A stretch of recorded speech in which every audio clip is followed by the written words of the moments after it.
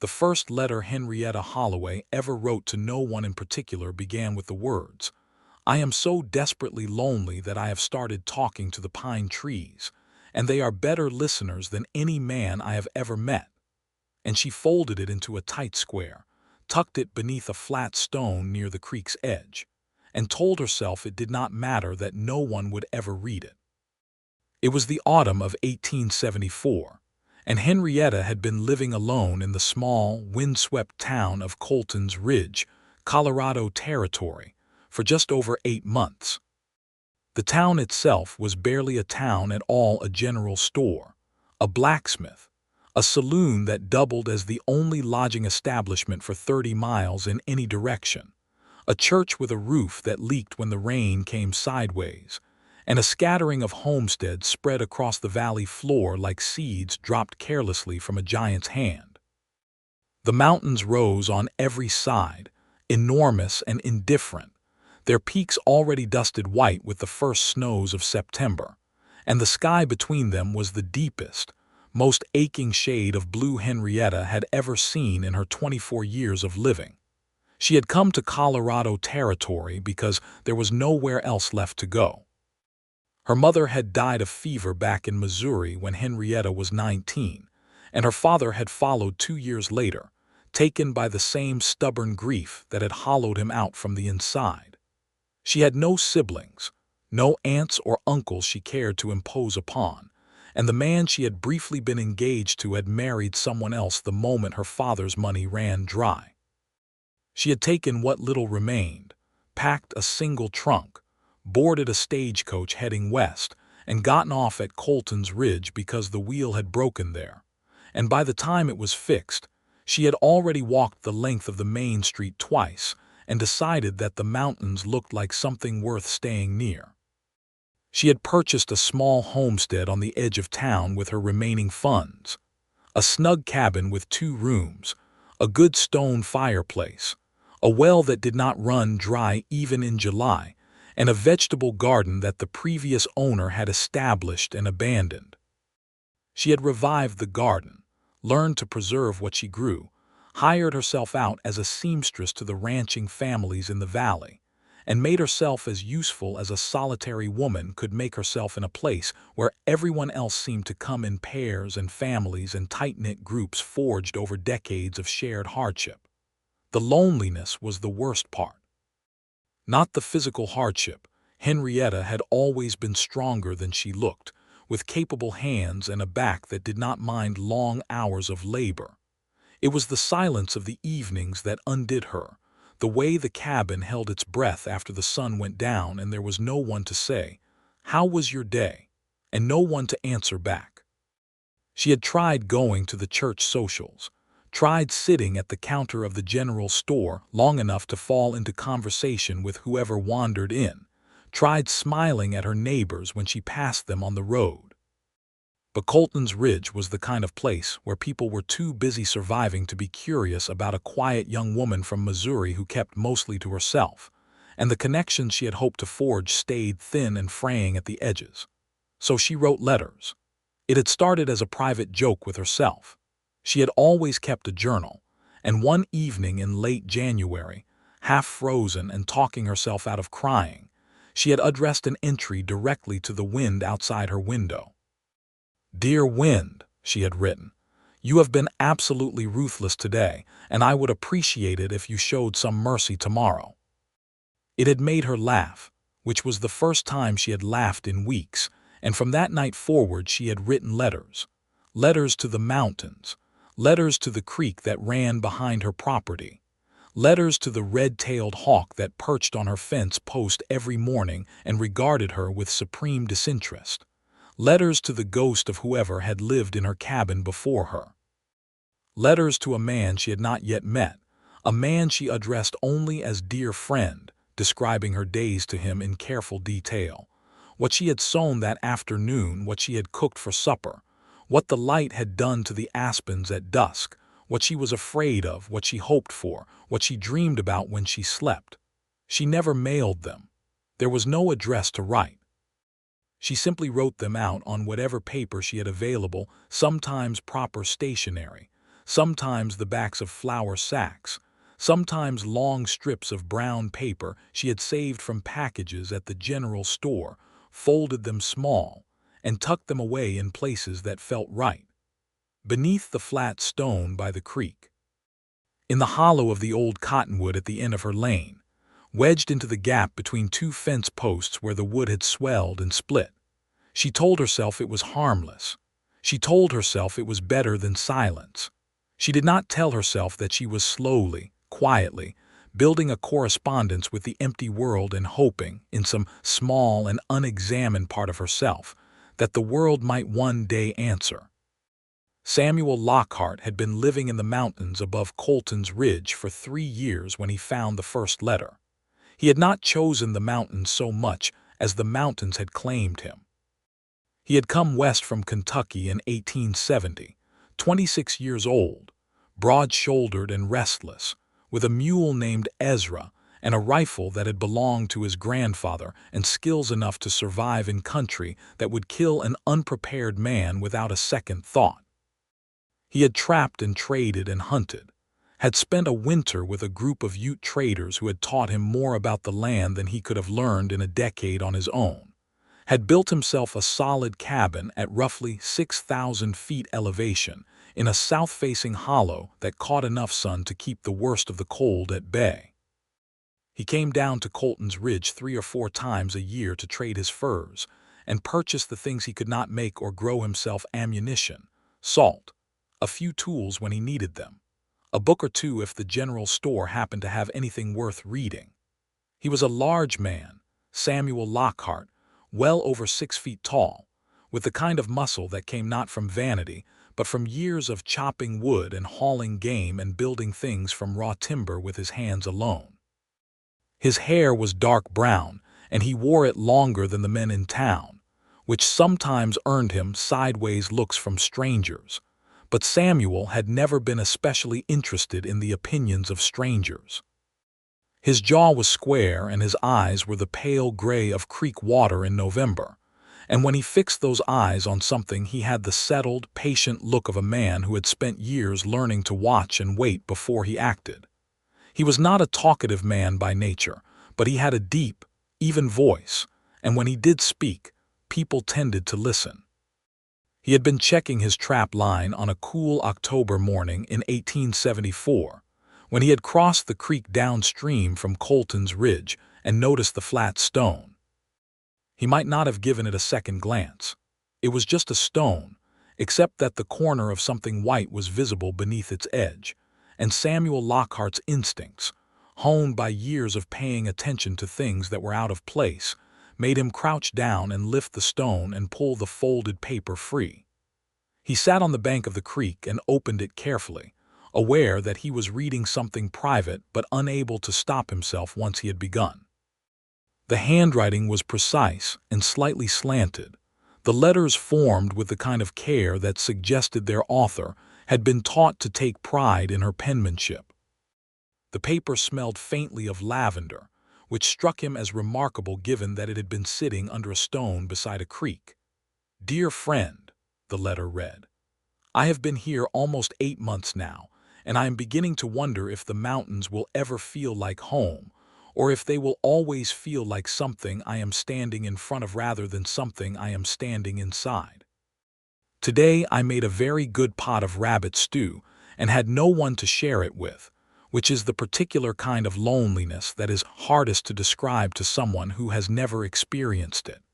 It is not the grand loneliness of loss. It is the small, daily loneliness of simple abundance with nowhere for it to go.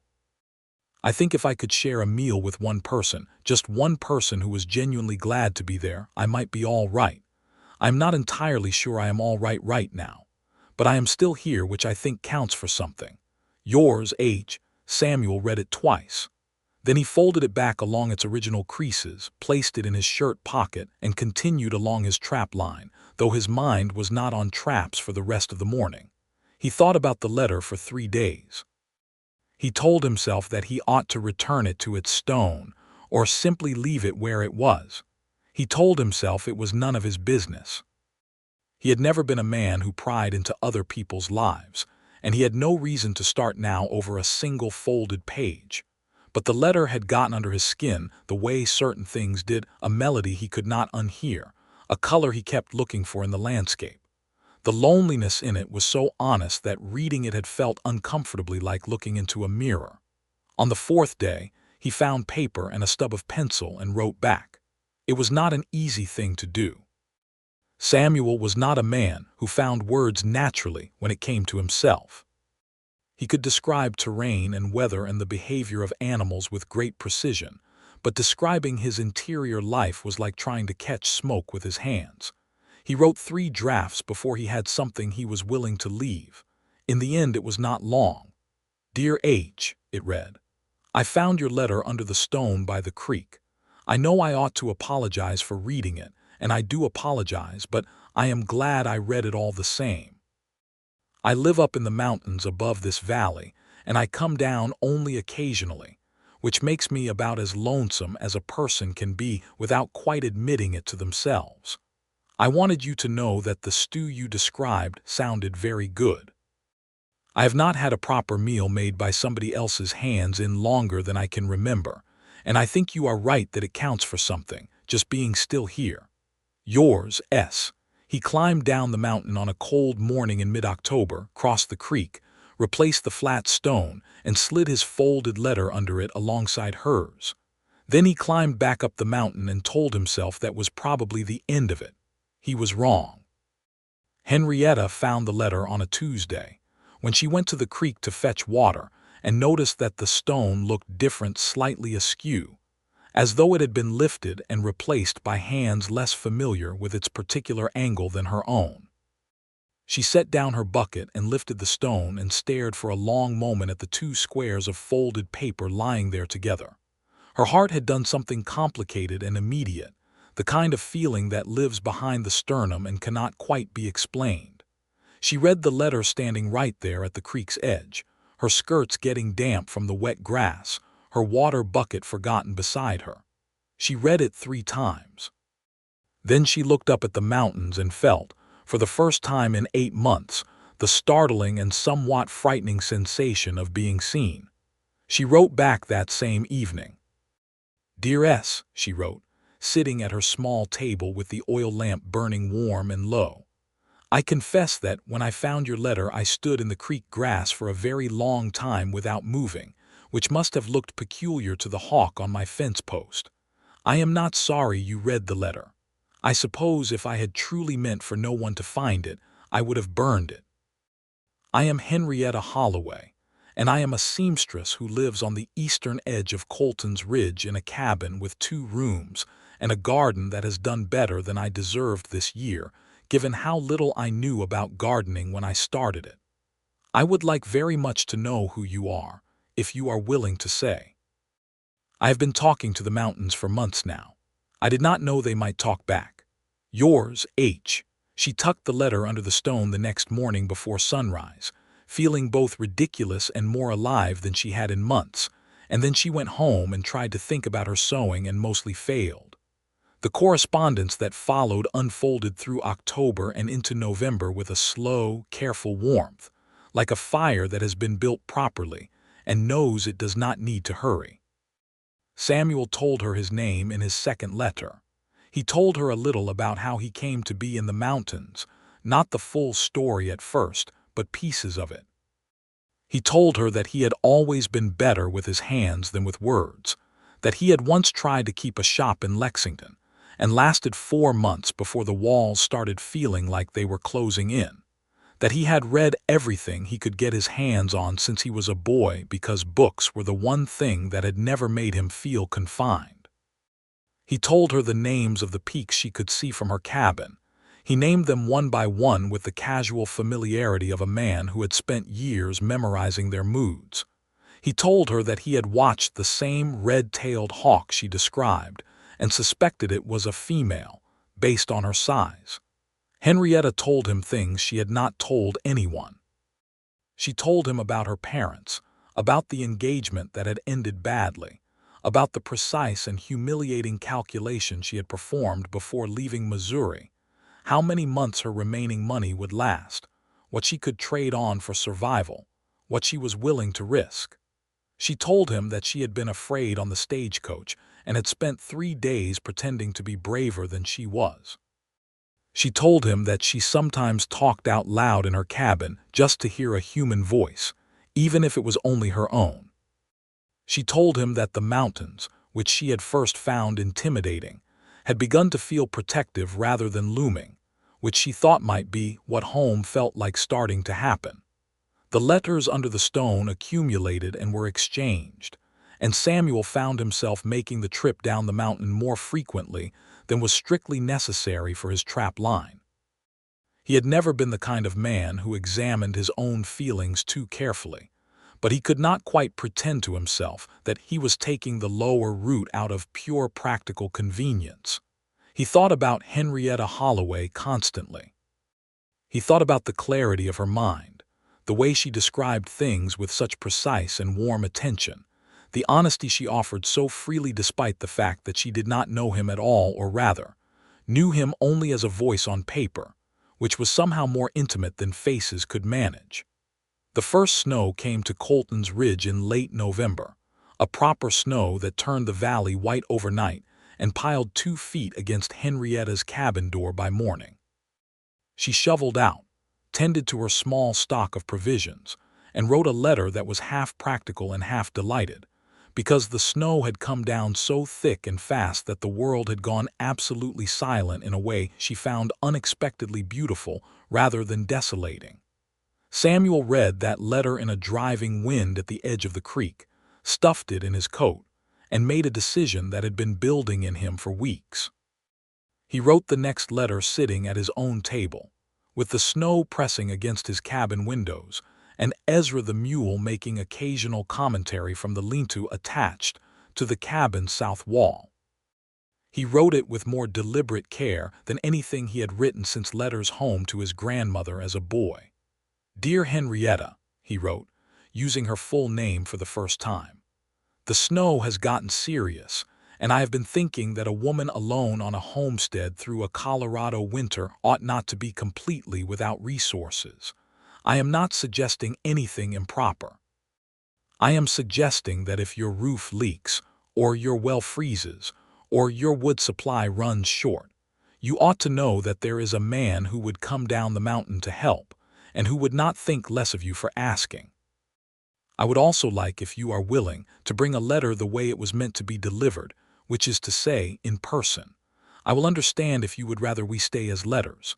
I will understand if the idea of a stranger arriving at your door is not a welcome one, but I would like to try, if you are willing. Yours, Samuel."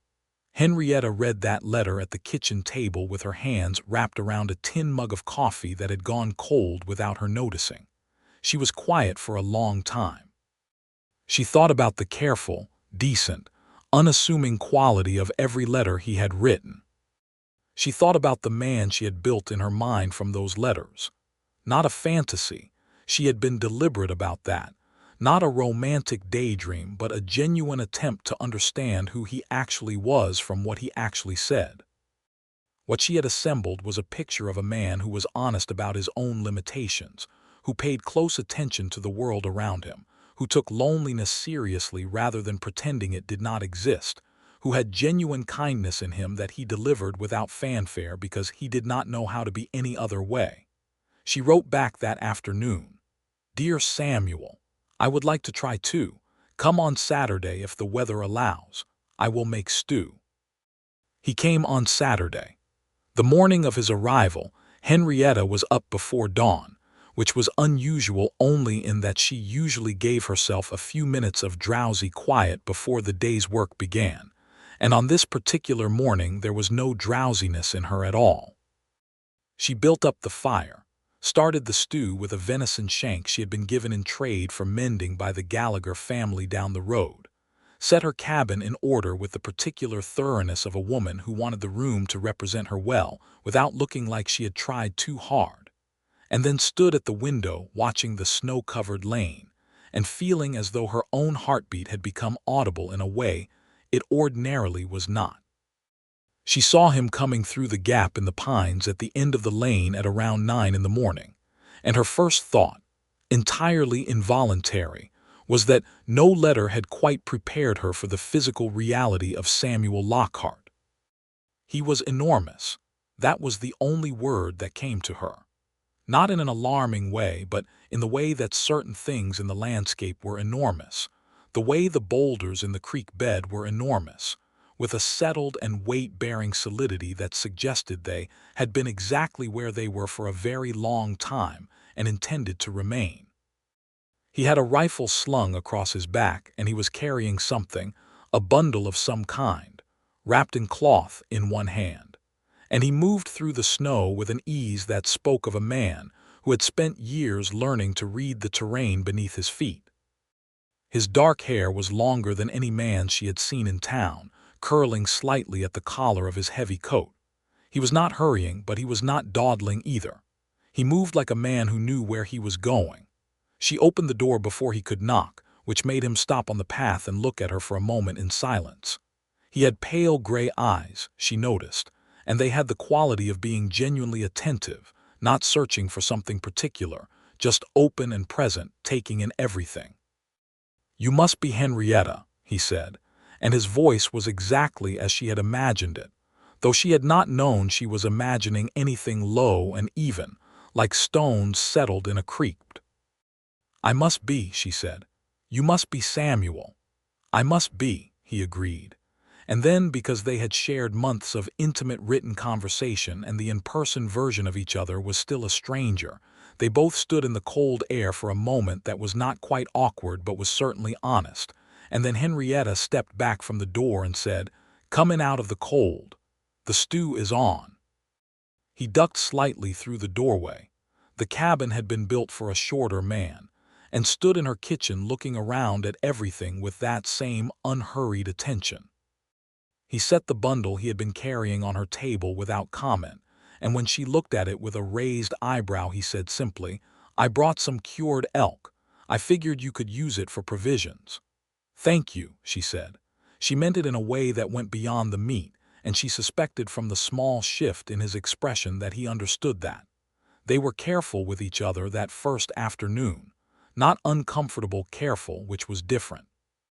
The same way you might be careful with something you recognized as valuable before you had fully assessed its nature.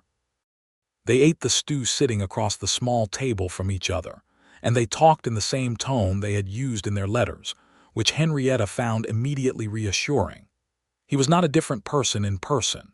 He was quieter with himself, perhaps slower to speak and longer in his pauses, but the quality of what he said when he did speak was exactly what she had come to expect from the letters, and that consistency was worth more to her than ease or charm would have been.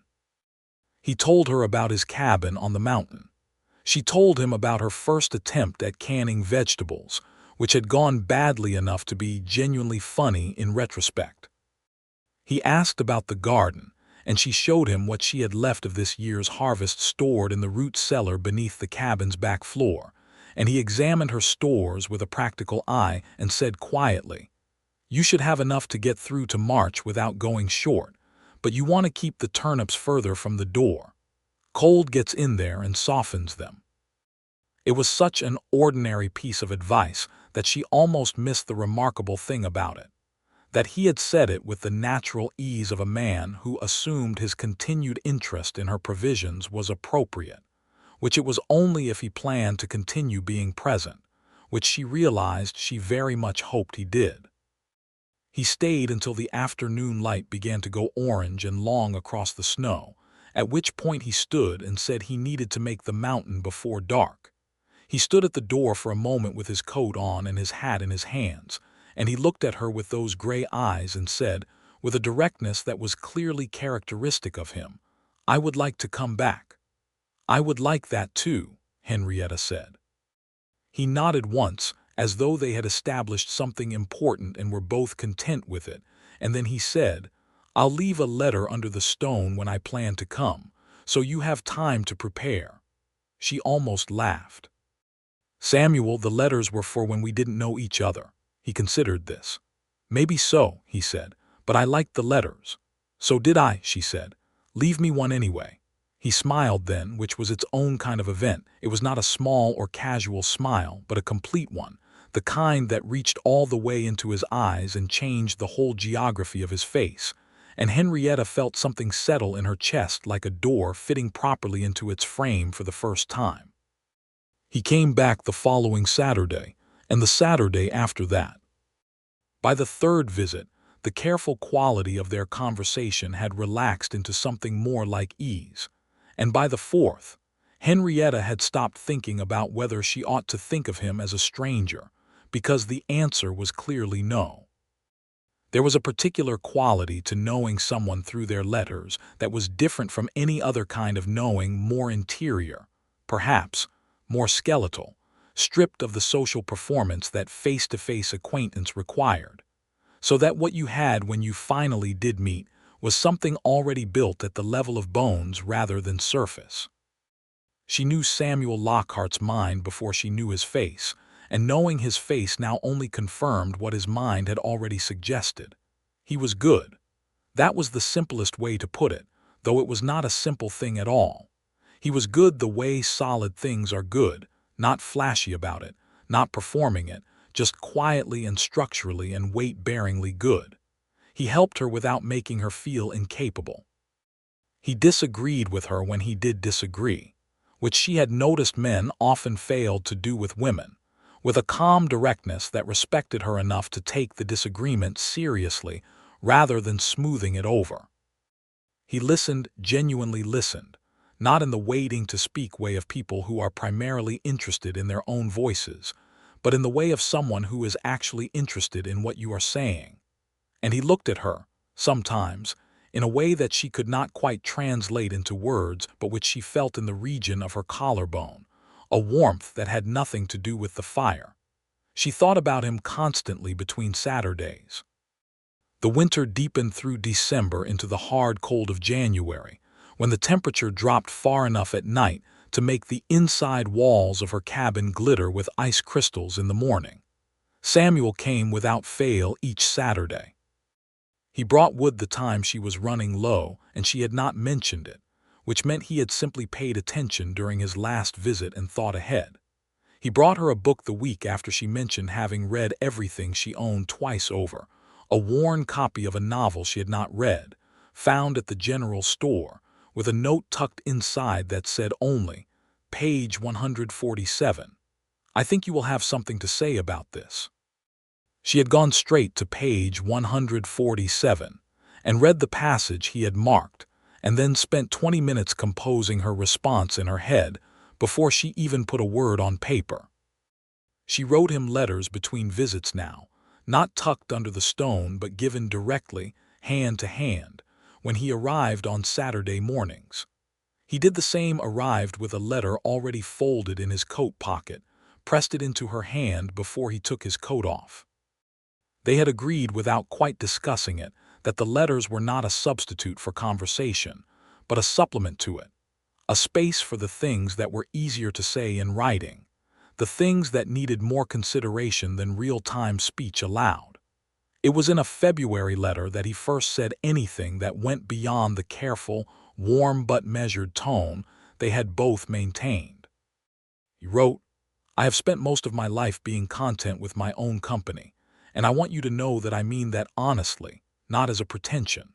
But there is a difference, I am finding, between being content with solitude because you have chosen it and being content with solitude because nothing better has presented itself. I would not want to say anything imprecise or excessive, so I will only say that Saturday has become the day the week is organized around, and I think you know what I mean by that." Henrietta read it twice, very slowly, and then held it in her lap for a long time looking at the wall. She knew exactly what he meant. She had meant the same thing herself for weeks. She wrote back, "Saturday is also the day my week is organized around, and if you are building up to something, Samuel, I would like you to know that I am not opposed to it." He arrived the following Saturday morning looking like a man who had spent the week deciding something.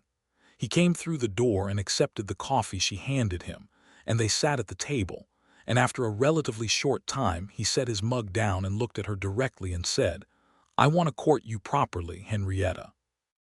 If you'll have it. She had spent years in Missouri learning that men who looked women directly in the eyes were either very honest or very dishonest, and she had gotten good at telling the difference. Samuel Lockhart was very honest. She had known it from the first letter and confirmed it every Saturday since. "I'll have it," she said. He reached across the small table and covered her hand with his. His hand was very large, calloused and warm, and the contact was so gentle for something so large that it made her breath catch.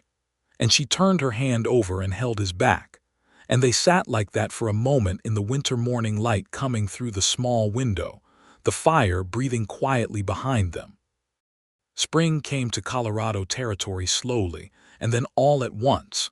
The way it always does. One week the world was gray and white, and then seemingly overnight the aspens were erupting in their urgent green, and the creek was running high and loud with snowmelt, and the red-tailed hawk was back on the fence post looking proprietorial.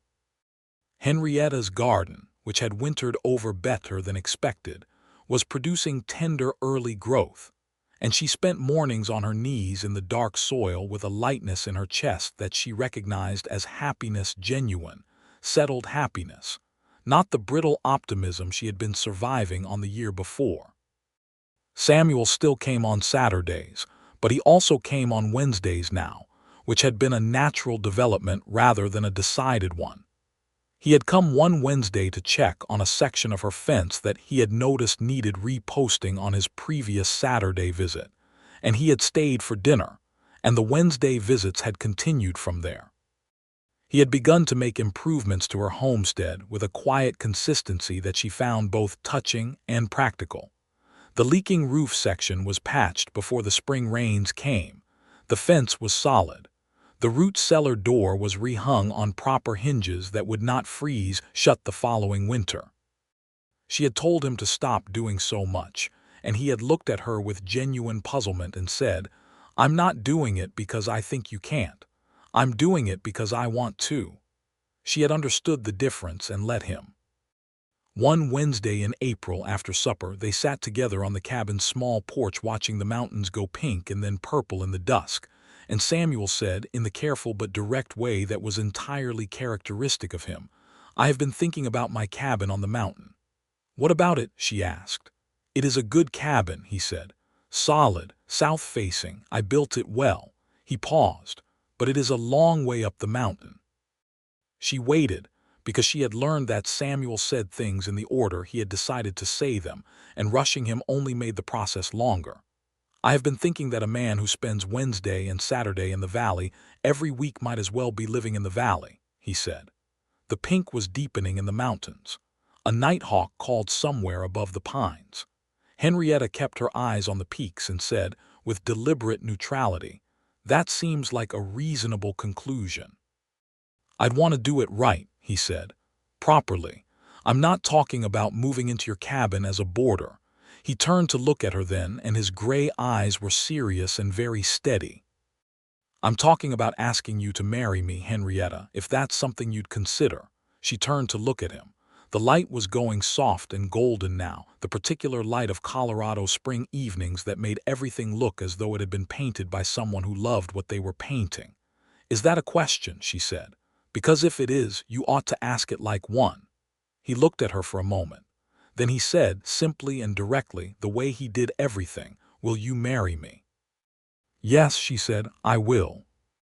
He exhaled a long, slow breath that she had not known he was holding, and reached across to take her hand, and she leaned into his shoulder, and they sat together on the porch while the mountains finished their evening display, and the stars came out one by one over Colton's Ridge. They were married in June of 1875, in the little church with the repaired roof. Samuel had fixed the roof in May, at the preacher's invitation, and with the help of two of the valley's ranchers who had come to regard Samuel with the specific respect that skilled and capable men receive in places where skill and capability matter to survival. Henrietta wore a dress she had made herself, a deep blue cotton with small white flowers worked into the collar that had taken her 3 weeks of evening sewing to complete. She carried a handful of wild columbines that she had found along the creek that morning.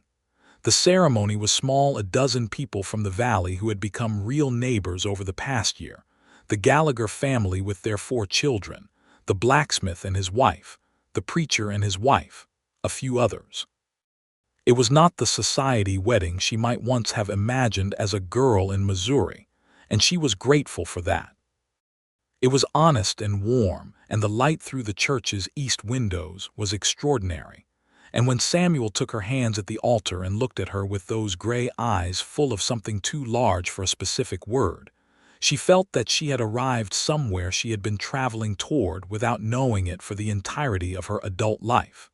He had built them a new home. Not in the mountains. He had understood without being told that 6,000 feet was not a practical place for a woman who had a garden and a seamstress business and neighbors who depended on her. But on her land, an expansion of the original cabin that he had begun in April and had the framing up by their wedding day. The new structure doubled the size of the original cabin, added a proper bedroom with a real wood floor, expanded the kitchen to include a proper work counter and a second window that looked east toward the mountains he still loved, and incorporated a porch that wrapped around 2 sides of the house so that you could sit in the morning light on one side and the evening light on the other. He had furnished it carefully over the months of building, trading furs and labor for the things he could not make himself. A proper iron stove, a good table, solid and wide enough for 6, 2 armchairs for the sitting area near the fireplace. A bed frame he had built himself from timber he had cut and cured through the winter, the headboard carved with a simple pattern of mountains and a single bird in flight that Henrietta noticed on the morning after their wedding and ran her fingers over without saying anything for a long time. "You carved that," she said. "Over the winter," he said. He was making coffee at the stove, and he did not turn around, but she could hear the quiet satisfaction in his voice. "The bird is the hawk," she said. It was not a question. "Seemed right," he said. She turned from the headboard and looked at his back, at the broad set of his shoulders and the easy confidence with which he moved in their kitchen, and felt a love for him that was so large and so ordinary at the same time that she could not quite separate the 2 qualities from each other. It was not the sharp, perilous feeling she had always imagined love would be. It was solid. It was warm. It was the feeling of the root cellar door opening properly on its new hinges, of the fire drawing right and the soup on the stove at an even simmer, of coming in from the cold to a place that was genuinely yours. The summer of 1875 was, by any measure, a good one. Samuel brought his trapping work down from the mountain. There was plenty of territory in the lower hills and along the river to make it worthwhile, and what the lower country lacked in fur volume compared to the high mountain passes, it made up for in the fact that he could come home every night to Henrietta, which had become rapidly and thoroughly non-negotiable for him. He kept Ezra the mule in a proper stable he built on the east side of the property, and Ezra, who had been a solitary mule for 3 years, adapted to domestic life with the suspicious cautiousness of someone who expects the good thing to be temporary and is not quite sure how to behave when it persists. Henrietta's seamstress work expanded that summer.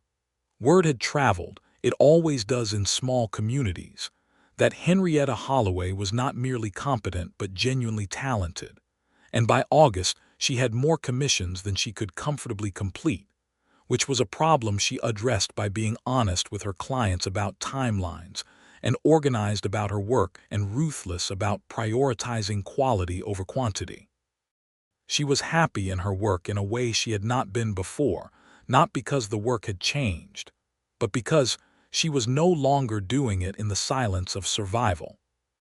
She was doing it in the ordinary comfort of a life that had other things in it besides work, and that context changed its flavor entirely. Samuel, who had spent years watching his own mood shift according to the season and the availability of company, noticed what he could only describe as a fundamental rearrangement of his interior weather. He had not been unhappy in the mountains. He had been genuinely suited to that life in many ways, but he understood now that suited and flourishing were not the same thing, and that what he was doing now was flourishing. He was better in himself for having Henrietta, which was not something he had expected to discover because he had not expected to need anyone in that specific way. He told her this one evening with the directness that she still found occasionally startling. "I did not know I was less than I could be," he said. "Until now." She looked at him across the supper table. "Neither did I," she said. There was a pause, and then he said, "That sounds like something we should put in a letter." She laughed, which was the sound he had decided, in the secret interior accounting he maintained on these things, was his favorite sound in the world. "We don't need to write letters anymore," she said. "We live in the same house." "I know," he said. "I still like the letters." She shook her head, smiling, and cleared the plates, and later that evening she found a folded piece of paper on her pillow. She opened it. It said, "Dear Henrietta, I am glad you are here. Yours, Samuel." She kept it in her sewing box, which was where she kept the things she wanted to be sure of always being able to find. In the fall of 1875, a man arrived in Colton's Ridge by the name of Deke Harmon, which mattered to Henrietta and Samuel's life, because Harmon was the new owner of the claim that abutted their property to the north, having purchased it from the previous owner sight unseen, and he arrived with the kind of casual territorial confidence that suggested he had not read the original property lines carefully or did not care about them, which turned out to be the latter. It started with the creek, specifically with Harmon diverting a section of it to water a corral he was building on what he claimed was his land, but which was, by the original survey, Henrietta's. Samuel went to talk to him about it with the same even-tempered directness he brought to everything, and Harmon received the conversation with the same casual confidence he had arrived in town with, which was to say he was polite enough but not especially interested in adjusting his behavior. Samuel came home from that conversation with the quiet, settled look he had when he was containing something large, and he sat down at the table and said, "We have a situation." "Tell me," Henrietta said. He did. She listened with her hands folded in her lap and her face very still, because she had grown up in Missouri, and she was not without experience of the kind of man who assumed that what he wanted was naturally more important than what anyone else had. She asked a few precise questions. Then she said, "Go see the land office in the morning. Get a copy of the original survey.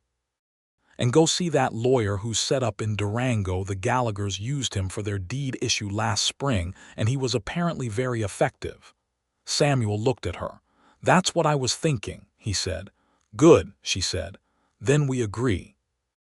The matter was resolved in their favor by December, after 3 months of navigating the legal machinery that passed for property law in the Colorado Territory, at the time slow, expensive, and deeply irritating, but ultimately effective. Harmon did not become a friend or even a civil neighbor, but he moved his corral and his fence line back to their proper location, and after that kept to himself, which was all anyone could reasonably ask.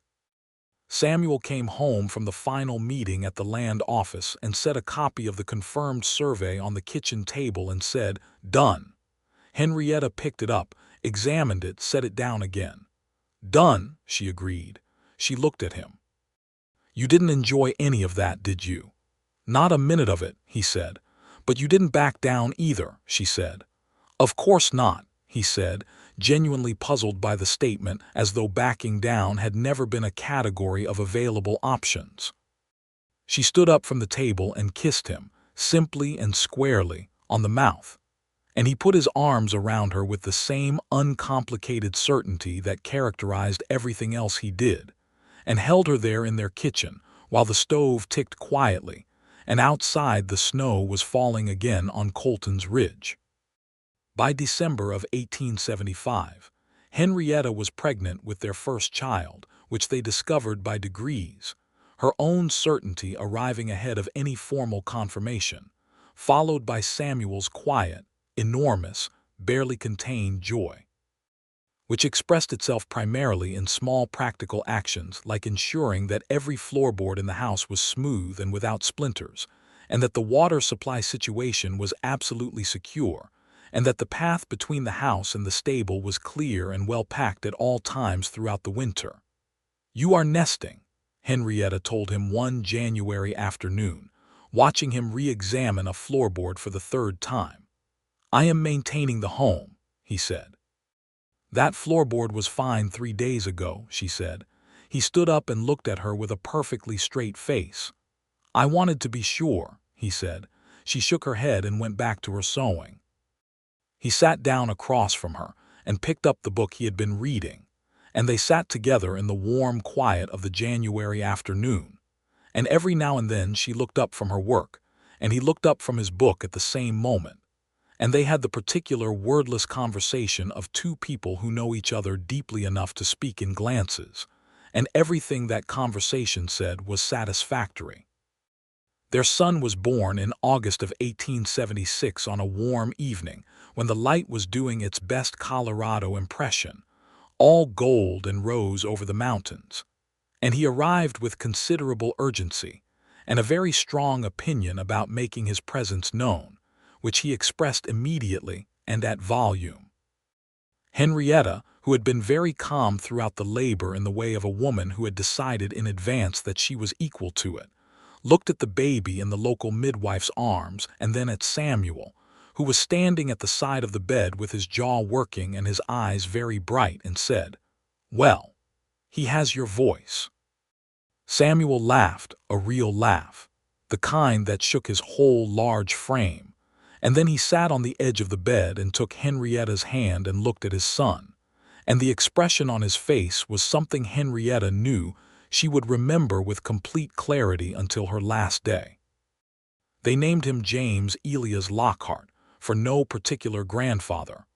Both of their grandfathers had been complicated men, and neither felt the name needed that weight, but because they liked the sound of it, and because it seemed to suit the person they could already see gathering himself behind the baby's large, interested eyes. James was a solid, curious, unalarmed baby who grew into an equally solid, curious, unalarmed small boy. He had Henrietta's dark hair and Samuel's gray eyes, and an early and focused interest in animals that expressed itself most dramatically at 18 months, when he was found sitting in the stable yard, having an extended and apparently satisfying conversation with Ezra the mule, who was listening with the grave and tolerant attention of a senior animal recognizing a potential ally. The years moved the way good years do, steadily, warmly, full of ordinary events that become extraordinary only in memory. Colton's Ridge grew slowly through the late 1870s, adding a proper doctor and a school and a second general store, and Henrietta's seamstress business grew with it. She had taken on an apprentice by 1878, a young Ute woman named Sierra who had grown up in the valley and had a remarkable natural gift for needlework and a quick, precise intelligence that reminded Henrietta of the best version of herself at the same age. Teaching Sierra was one of the great pleasures of that period. It added a layer to the work that simple production could not have given it. They became genuine friends, which enriched Henrietta's life in ways she had not expected. Samuel had found a new trade to complement the trapping, which was declining slowly as the territory settled and the great fur markets contracted. He began doing construction, not as a hired laborer, but as a man whose skill was sought for specific projects. The church's new addition in 1877, a barn for the Gallagher property after their old one burned. Several homestead cabins for newly arrived families who had heard, correctly, that there was a man in Colton's Ridge who built things that lasted. He had a reputation for honesty about materials and timelines that was increasingly rare as the territory developed and less scrupulous contractors arrived, and the work came steadily and paid well, and he did it with the same focused satisfaction he brought to everything he chose to do with his hands. In the spring of 1879, Henrietta found herself writing a letter again. It was not addressed to no one. It was addressed, very precisely, to her husband. She left it on his pillow the way he had left his on hers, years ago, and he found it when he came to bed after checking on James. He stood in the lamplight and read it. The letter said, "Dear Samuel, I have been thinking about the letters we wrote before we knew each other, and I have been trying to understand why they worked as well as they did, and I think the answer is that we were both honest when we had nothing to lose by it. I want you to know that I intend to keep being honest when everything is at stake, which is what right now feels like it is. We are going to have another baby. I thought the news deserved a letter. Yours, Henrietta." He sat down on the edge of the bed with great care, the way large men sit when they are feeling something too large for standing. He read the letter again. Then he looked at Henrietta, who was watching him from her pillow with those dark eyes that he knew as well as he knew his own hands. "Another one," he said. "Another one," she confirmed. He folded the letter with the same care he had always given her letters, placed it on the nightstand, and lay down and gathered her to him with the same uncomplicated certainty he had always had about the things he valued most. Their second child, a daughter, arrived in October of 1879 and was named Clara May Lockhart, and she was from the very beginning her own person in a way that made clear she intended to remain so. Where James had been observant and methodical, Clara was immediate and decisive. Where James had spent his first months regarding the world with careful assessment, Clara regarded it with the absolute conviction that it was hers, and she intended to make full use of it. She had Samuel's hair and Henrietta's eyes, and the combination was striking enough that people in town frequently stopped to look at her with the slightly dazed expression of people encountering something unexpectedly beautiful. James, who was 3 when Clara was born, regarded his sister with the cautious interest of someone encountering an unpredictable force of nature, which was an accurate assessment. He grew, over the subsequent months, into a devoted older brother, not the protecting kind but the witnessing kind, always nearby, always watching with those quiet gray eyes. By 1880, the Lockhart homestead was a proper established place. The extended cabin had grown again, a third room added off the kitchen for the children, and the garden was larger and more varied than the original owner could have imagined. Henrietta had planted apple trees in 1876, and they were bearing their first real crop now, small hard apples that were nevertheless intensely flavored, and she had already begun the arithmetic of future harvests with a pleasure that was specifically the pleasure of planting things you intend to be there to tend. Samuel had built a second stable for 2 horses they had acquired, riding horses, not draft animals, because the territory's roads had improved enough that riding was more practical than it had been in the early years, and the place had the settled, cared-for quality of a home that has been loved well and consistently over time. Samuel still took his book to the porch on the evenings when the weather allowed.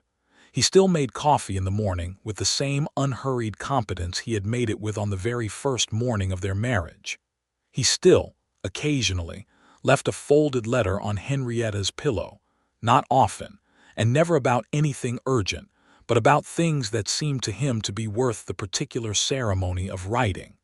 A passage from a book that had made him think of her. A description of the mountains on a particular morning. Once simply, "Dear Henrietta, it has occurred to me that I have not said in a while and I ought to say, I love you. Yours, Samuel." She kept every one. One June morning in 1881, Samuel came home from an early delivery of building materials to a client north of town to find Henrietta sitting at the kitchen table with James, now 5, on one side and Clara, who had just turned 2, on her lap, and his wife was reading from a small, tattered notebook that he recognized after a moment of confused placement as the early letters, the ones she had written to no one. She had kept them all, it turned out, in the same sewing box where she kept his. "What are you reading them?" he asked. "James asked me to tell him a story," she said, "about how we met." He sat down at the table. James looked at him with those steady gray eyes and said with 5-year-old gravity, "She wrote letters to a stone." "She wrote letters to herself," Samuel said, "and put them by the stone, and I found one." He looked at Henrietta. "And I wrote back." "That is the story," James said, as though confirming the accuracy of his information. "That is exactly the story," Samuel agreed. Clara, who had not been listening to any of this, patted the table with her small flat hand, in a way that suggested she thought the table deserved more attention than this conversation did. And Henrietta laughed, and Samuel reached across and tucked a strand of dark hair behind her ear with 2 fingers, a gesture so habitual and so gentle that James did not even register it as remarkable, which was exactly the right thing. Summer deepened into fall. Fall turned to the long, clear gold of Colorado October, and one afternoon Samuel climbed to the ridge above their property. Not the full mountain, just the ridge, which was 40 minutes up from the house through the aspens, and stood at the top and looked out over the valley. He could see their homestead below, smoke from the kitchen pipe going straight up in the still air, Henrietta's washing on the line, the big tree at the lane's end where the hawk still occasionally perched. He could see Colton's ridge laid out along the valley floor, bigger now than it had been when he first came down from the mountain as a trapper, but still itself, still a place where people knew each other and looked out for each other, and settled their differences mostly by talking and occasionally by lawyers, and very rarely by anything else. He had lived in the high mountain solitude and known it was not quite enough. He had come down and found something worth coming down for, which he had not been looking for and had found anyway. The way the important things generally arrive, not sought but recognized, arrived at rather than achieved. He stood on the ridge for a while in the October light, and then he turned and went back down the mountain, which was easier than going up but required more care, and came out of the aspens at the edge of their property to find Henrietta in the garden, pulling the last of the season's turnips with the same focused ease she brought to all physical work. And she looked up when she heard him and said simply, "You're back." "I'm back," he said. She handed him a turnip without comment, which was her way of putting him to work immediately upon arrival, a habit he had learned to anticipate and secretly enjoy because it was the most unambiguous form of inclusion. You do not hand vegetables to someone who is a guest. You hand them to someone who belongs. He crouched beside her and they worked together in the cool afternoon, the turnips coming up clean and good-sized, the mountains above the valley beginning their early evening color changes, the children's voices audible from somewhere inside the house in the particular bright key of children who are not in any distress, but are definitely engaged in something that requires discussion. "Good day," she asked. "Very good," he said. "Yours." "Sierra finished the Galloway commission," she said. "Better than I would have done it myself, honestly. I didn't tell her that." "Why not?" "I did tell her. I told her it was exceptional work. I just meant I didn't tell her it made me feel slightly outcompeted." He looked sideways at her. "You're proud of her." "Enormously," she said. They finished the garden as the light went to its final gold. Clara appeared at the door and announced that she was hungry in a tone that suggested this was both a crisis and someone's fault. James appeared behind her with a book under his arm and the look of a child who is choosing his battles and has decided hunger is not worth the investment. Samuel stood up and gathered the turnips in his arms and followed Henrietta inside, ducking the doorway with the same practiced ease he had been using for years, and the house closed around them both like a hand that knows what it is holding. Years went on. Good years, full years. James grew into a thoughtful, quiet boy who loved animals with the same focused attention his father gave to landscape and his mother gave to fabric and structure. And by the time he was 8, he was Samuel's constant companion on the construction jobs, handing tools with the instinctive sense of timing that skilled craftsmen pray for and rarely find. Clara grew into herself with a velocity that sometimes made Henrietta feel she needed to sit down bright and social and opinionated and warm, with a gift for making people feel immediately at ease that was entirely her own and not derived from either parent, though perhaps somewhere in the combination of both. Samuel continued to build things and to read books and to leave occasional letters on pillows, and he continued to be exactly what he had always been, which Henrietta valued more than any quality she could have named, because consistency in a good person is its own rarest gift. He had gray in his hair by 1883, and it suited him, and he still carried himself with the same settled, large-shouldered ease that had made her first sight of him through the cabin window something that stopped the breath. She still wrote sometimes. Not letters to no one, she had no need of those any more, but letters to him, delivered the same way his were delivered to her, and to the children occasionally, the way her own mother had once left notes in Henrietta's coat pockets on important days. James found a letter in his boot on the morning of his first day at the school in town, written in the precise slanted hand he had grown up watching cross pages. Dear James, you already know everything important. Today you go to learn the rest of it. Be curious and be kind in that order. All my love, your mother. Clara found a letter in her lunch bill on the same morning, because Henrietta knew her daughter well enough to know that sharing a day's landmark with her brother rather than having her own would have been received as a serious injustice. Clara said, Dear Clara, I expect tremendous things from you, which I feel I should mention in advance so you can be adequately prepared to deliver them. All my love, your mother. Clara had apparently shown that letter to her teacher, who had stopped Henrietta in the street the following week and said, with the expression of a woman who has been genuinely amused, Your daughter told me that you expect tremendous things from her. I do, Henrietta said. She seemed very pleased about it, the teacher said. Good, said Henrietta. In the fall of 1884, a decade almost exactly from the morning Henrietta had written her first letter and tucked it under the flat stone by the creek, she stood in her garden in the early morning with a cup of coffee and looked at the mountains and thought about that woman, the one who had been so lonely she had started talking to the pine trees, who had written letters to no one because the silence had become genuinely untenable, who had folded her loneliness into small squares and hidden them in the landscape like seeds she did not quite believe in. She thought about what that woman had needed and what she had received. Not rescue, she had not needed rescuing.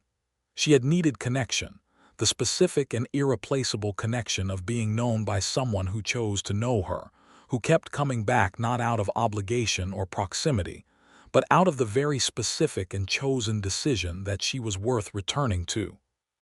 The door opened behind her, and Samuel came out with his own coffee, still in the morning quiet before the children woke, and stood beside her at the garden fence and looked at the mountains with her. The aspens were turning as they always did in October, that fierce electric yellow that Colorado does like nowhere else on earth. Do you remember the flat stone? She asked. Every day, he said. She looked at him. Every day, he considered this with the seriousness he gave most things. Most days, he amended. Often. What do you think about when you think about it? He was quiet for a moment, looking at the mountains. Then he said, I think about that first letter. The one about the rabbit stew and nobody to share it with. That was a very good letter, she said. It was an honest letter, he said. You were very honest, even when you thought no one was reading. I think I hoped someone might read it, she admitted. I think that was part of why I put them outside rather than just burning them, but I never let myself think about it directly. I'm glad you put them outside, he said. So am I, she said. He put his arm around her, which was something he had been doing for 9 years and which she still found as satisfying as she had the first time, the weight of it, the steadiness, the uncomplicated certainty of the gesture. She leaned into him, and they drank their coffee in the early morning quiet of their own property, on their own porch, with their own children still sleeping inside, and the mountains above the valley went from gray to pink to gold as the sun came over the eastern ridge.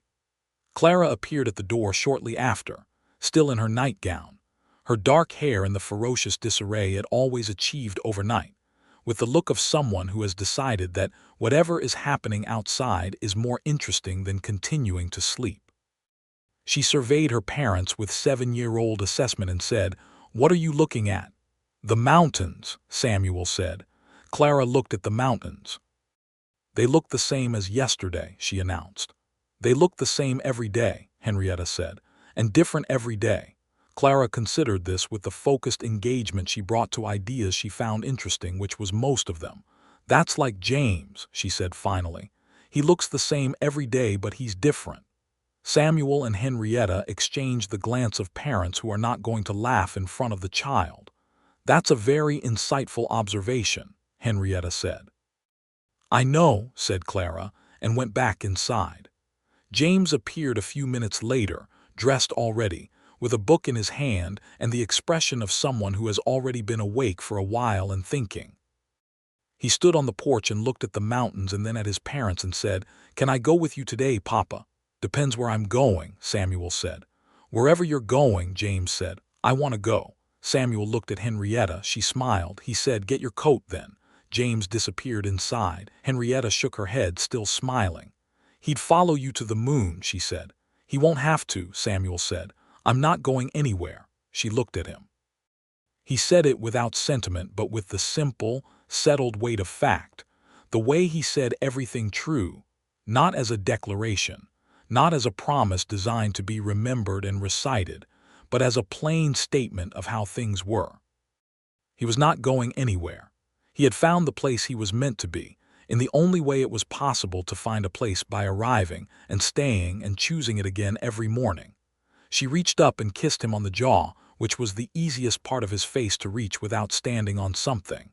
He bent his head and kissed her properly in return, the way he had for 9 years, with a thoroughness that was also habitual and also always exactly what it was. "Go build something," she said. "I'll have supper ready at 6. 7, he said. 6:30, she said. He smiled, that complete smile that still changed the whole geography of his face, and went inside to get his coat and his tools, and James came out already bundled, and the two of them went down the lane together, the man enormous and the boy slight and earnest beside him, the mule Ezra watching from the stable gate with the tolerant wisdom of an animal who has made his peace with the inexplicable behavior of humans. Henrietta watched them until the pines at the end of the lane took them, and then she finished her coffee and went inside to start her day.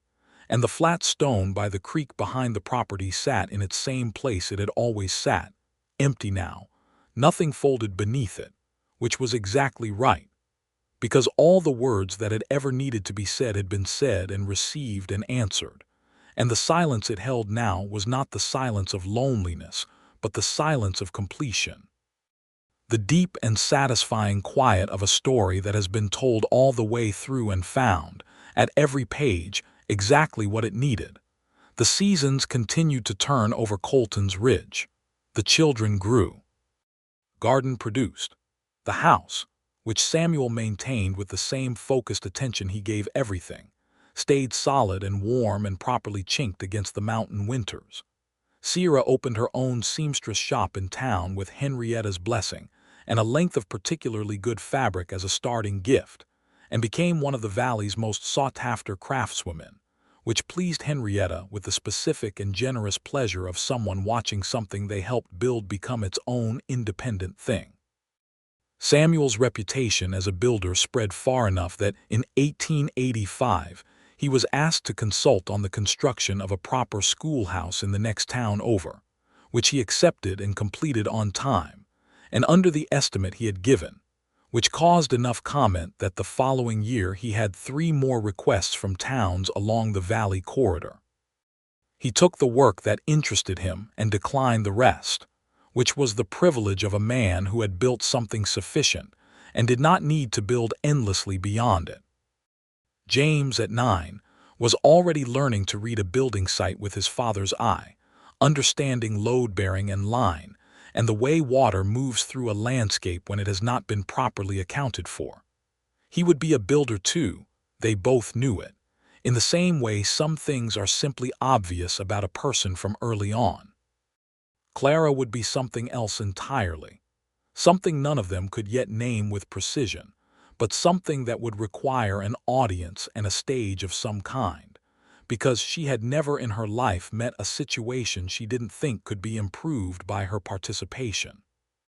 One October evening in 1885, Henrietta sat at her table after supper with the children in bed and Samuel reading by the fire, and she took out a piece of paper and a good pen and she began to write. Not a letter to no one, not a letter to a stone or a mountain or the wind, a letter to her daughter. She wrote it in the same precise slanted hand she had always had, the hand that had carried so many words through so many years, and she wrote, "Dear Clara, you are 7 years old tonight and you have already convinced me, your brother, your father, your teacher, and Mrs. Perkins at the general store that the world is a more interesting place for having you in it, which is not a small achievement. I am writing you this letter tonight because I want you to know some things that are easier to say on paper than in the middle of our ordinary days. I want you to know that loneliness is not a failure. I want you to know that reaching toward connection, even when you are not sure anyone is there to reach back, is the bravest thing a person can do. I want you to know that help received does not diminish you, and help given does not require thanks to be worth giving. And I want you to know that the person you choose to build your life with should be someone who writes back, not necessarily on paper, but in the currency of showing up, of paying attention, of making the turnip harvest a collaboration rather than a solitary duty. Your father has never once let a hard thing be harder than it had to be by making me face it alone. Look for that. Yours, your mother." She sealed the letter and wrote Clara's name on the front and put it in the sewing box, next to the one that said, "Dear Henrietta, I love you," and the first one that said, "Dear H, I found your letter under the stone." She looked up from the table. Samuel had put down his book and was watching her from across the room with those gray eyes, still steady, still present, the fire behind him making the room warm and amber. "Writing letters again," he said. "I am always writing letters," she said. "To who?" "Clara," she said. "For later." He nodded slowly. "She'll read it and want to argue with at least 2 of the points," he said. "I am counting on it," Henrietta said. "That means she'll have read it carefully." He smiled. "Come sit by the fire," he said. "The letter can wait."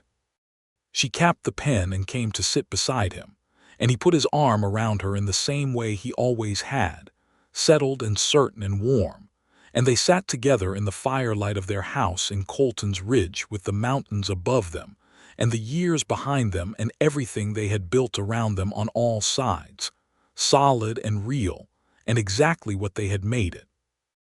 Outside, the Colorado sky was crowded with stars, the same stars that had been there on the first night Henrietta arrived in the territory, the same stars that had been above the mountain when Samuel had read her letter on the creek bank and felt, for the first time in years, the specific and irreplaceable pull of another person's reality. The stars had witnessed all of it, the letters and the stone, the first Saturday visit, the stew shared across a small table, the wedding in the June church, the children, the years, the ordinary extraordinary accumulation of a life shared by 2 people who had chosen each other in the best possible way, honestly, without pretension, in the full and clear-eyed knowledge of who they actually were. The fire burned. The house held. The mountains kept their watch over the valley. And somewhere near the creek, beneath a flat stone by the bank, the space that had once held folded paper lay quietly empty, because all the letters had been delivered, and all of them had been answered, and the long, lonely silence that had begun them was as thoroughly and permanently over as anything in this world has ever been. James and Clara Lockhart grew up in that house, on that land, under those mountains. James did indeed become a builder, patient and precise, and quietly excellent, very much his father's son in the ways that mattered and his own person in the ways that mattered too. Clara became a schoolteacher, which surprised almost no one who had watched her argue with everyone she encountered since before she could reach the counter at the general store, and she was extraordinary at it in exactly the way Henrietta had written in that sealed letter, immediate, demanding, warm, and absolutely certain that the world was more interesting than any of her students had yet understood. Henrietta's seamstress work eventually became a small school of its own, informal and unrecognized by any authority but genuinely influential women who learned from her, who learned from Sierra, who went on and taught others, and the chain of it stretched across the valley and into adjacent communities in the way that genuine skill always does when it is transmitted with generosity. She never thought of it as a legacy, exactly. She thought of it as sewing, which was what it was, and which was sufficient. Samuel Lockhart, who had come down from a mountain in the autumn of 1874 to check his trap line, and found instead a folded letter under a stone that changed the direction of his life entirely, continued to build things that lasted. The schoolhouse he built in 1885 was still standing in 1900 and would stand for 30 years beyond that. The house he had expanded on Henrietta's land was solid enough that their grandchildren would eventually be born in the room he had added, in the bed with the carved headboard he had made with mountains and a bird in flight, which wore its years of use with the settled dignity of well-made things. He continued to leave letters. Not often, their ordinary conversation carried most of what needed carrying, but on the mornings when something seemed too large or too precise for the regular currency of words, he would fold a page and leave it where she would find it, and she would find it and keep it. And eventually, the sewing box would need to be replaced with something larger, which was the best kind of problem to have.